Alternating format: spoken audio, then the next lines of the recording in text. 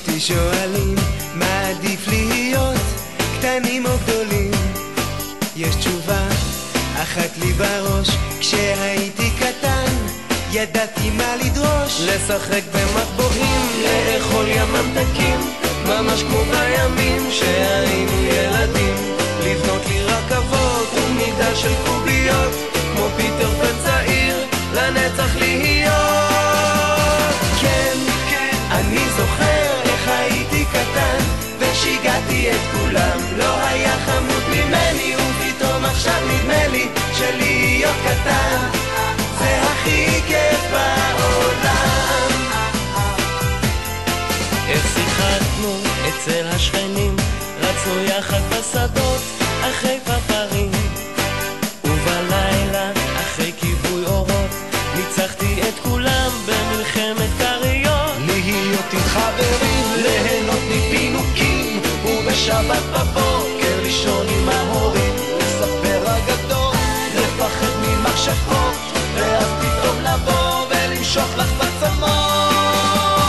כן, אני זוכר איך הייתי קטן ושיגעתי את כולם, לא היה חמוד ממני ופתאום עכשיו נדמה לי שלהיות קטן זה הכי כיף בעולם.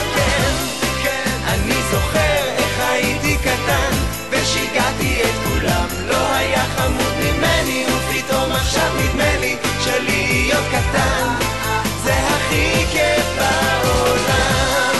זה הכי כיף בעולם. ויום אחד תהיו הורים ותבינו שכך עובד לו העולם. קטנים רוצים להיות גדולים, הגדולים רוצים לעצור פשוט הזמן.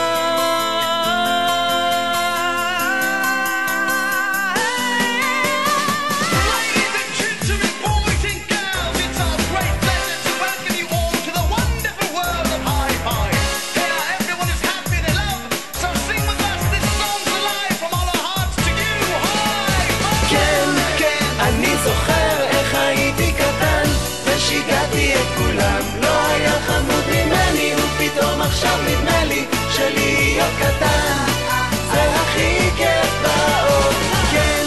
כן, אני זוכר איך הייתי קטן ושיגעתי את כולם,